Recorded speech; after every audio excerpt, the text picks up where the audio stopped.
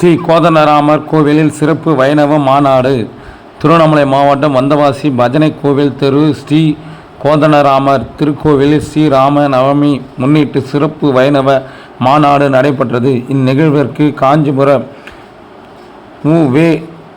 அக்ரகாணி ஸ்ரீநிதி சுவாமிகள் பங்கேற்று ஸ்ரீ ராம காவியம் என்ற தலைப்பில் சிறப்பு உபயாசனம் ஆற்றினார்.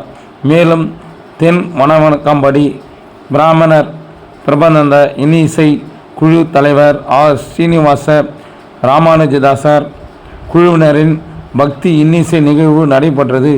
மேலும் மாலை ஸ்ரீ அகண்ட ராமநாமம் பாராயணம் வைபவம் நிகழ்வு ஓய்வு பெற்ற மாவட்ட மருத்துவர் இணை இயக்குனர் டாக்டர் எஸ். குமார் தொடங்கி வைத்தார். மேலும் இந்நிகழ்ச்சியில் சுற்றியுள்ள பகுதிகளில் இருந்து திரளான பக்தர்கள் கலந்து கொண்டு உபாசனத்தை கேட்டு உணர்ந்தனர்.